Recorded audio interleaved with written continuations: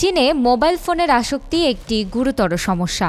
এই কারণেই অদ্ভুত এক প্রতিযোগিতার ব্যবস্থা করা হয় দেশটিতে। এতে শর্ত ছিল, প্রতিযোগিতার সময় অংশগ্রহণকারীদের মোবাইল ফোন ও কোনো ধরনের ইলেকট্রনিক ডিভাইস ব্যবহার নিষিদ্ধ থাকার পাশাপাশি প্রতিযোগিতার গভীর ঘুম বা উদ্বেগ প্রদর্শন করারও অনুমতি ছিল না। গত 29 নভেম্বর চীনের দক্ষিণ পশ্চিমাঞ্চলীয় শহর চংকিংয়ের একটি শপিং সেন্টারে এই প্রতিযোগিতাটি অনুষ্ঠিত হয়। সেখানে 100 জন আবেদনকারীর মধ্যে থেকে 10 জনকে বাছাই করা হয়। এই প্রতিযোগিতায় অংশগ্রহণকারীদের ইলেকট্রনিক ডিভাইস জমা দিতে হয় এবং নির্ধারিত নিয়ম মেনে একটি নির্দিষ্ট বিছানায় 8 ঘন্টা কাটাতে হয়। বিছানায় বসেই প্রতিযোগীদের খাবার ও পানীয় গ্রহণ করতে হয়েছে। এর মধ্যে প্রতিযোগীরা 5 মিনিটের সংক্ষিপ্ত টয়লেট বিরতির জন্যই কেবল বিছানা ছাড়তে পেরেছেন। এই প্রতিযোগিতার উদ্দেশ্য ছিল প্রযুক্তির উপর ক্রমবর্ধমান নির্ভরশীলতা তুলে ধরা এবং মানুষকে মানসিক সচেতনতা ও ডিজিটাল ডিটক্স চর্চায় উৎসাহিত করা। ঘুমের গুণগত মান ও উদ্বেগের মাত্রা পর্যবেক্ষণের জন্য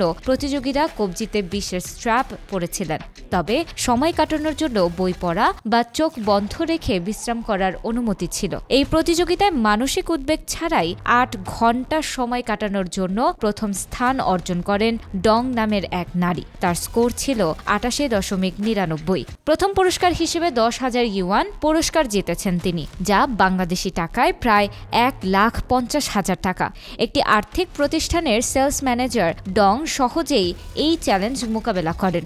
এছাড়া পাজামা পরে আরাম করার কৌশল তাকে সাফল্য এনে দেয়। এর ফলে তিনি সামাজিক যোগাযোগ মাধ্যমে পাজামা বোন নামেও পরিচিত হন। তার কিছু নিয়মিত অভ্যাস, যেমন সন্তানের পড়াশোনায় সাহায্য করা এবং ফোনে সময় নষ্ট না করা, তার জয়ের পেছনে গুরুত্বপূর্ণ ভূমিকা পালন করেছে।